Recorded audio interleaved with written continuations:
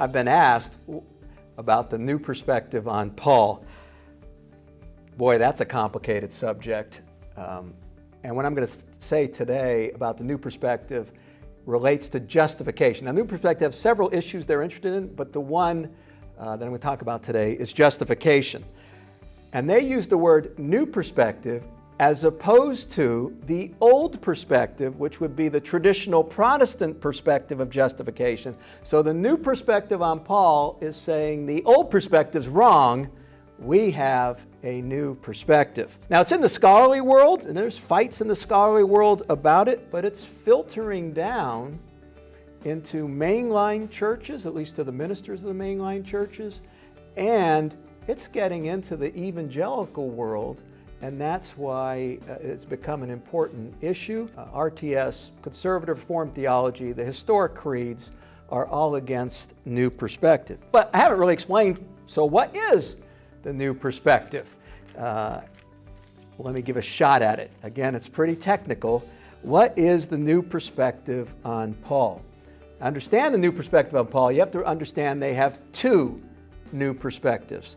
The first one is a new perspective about Jewish background issues, about the Judaism of Paul's day. And then they take that new view and then they build upon it their second new perspective, which is about Paul. So what is the new perspective about Judaism that they have? Okay, their view is that legalistic works righteousness did not exist in the first century. No Jewish groups had this view.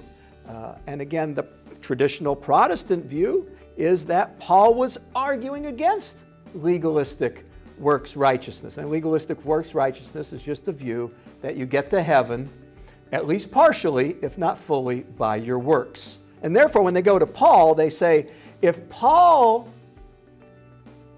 which on the surface it looks like he's arguing against works righteousness, when he says justified by grace, not justified by works, it looks like he's arguing against works righteousness. But since works righteousness didn't exist, he couldn't have been arguing against it. And if he wasn't arguing against it, then the reformers, the traditional Protestant view is wrong, because the traditional Protestant view says get to heaven, so to speak, by two options. One, works righteousness, but due to sin we can't do that. That's opposed to get to heaven by grace or the work of Christ and putting our faith in that. Justified by grace, justified by the work of Christ, justified by faith. So the new perspective is unified on there was no works righteousness in Judaism, and the second point, Paul was not arguing against it. Therefore, the traditional view of Reformed Protestantism, of evangelical Protestantism, Lutheran Protestantism is all wrong about justification. So what did Paul mean by justification? And their view is he meant that if you're justified, it simply means you're a member of the church. Sometimes they'll attach it to you're a member of the covenant. You're just a member of the covenant.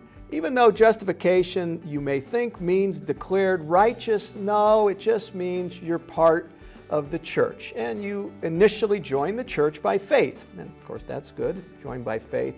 But you stay in partially by faith and works. And in fact, they have final justification. At the end, you are justified, they explicitly say, based on, at least partially, your works. The traditional Protestant view, no, justification means you're declared righteous. But where did I get my righteousness? Was it my own righteousness? No, it was the righteousness of Christ, then legally given to me and accepted through faith. That's a traditional Protestant view.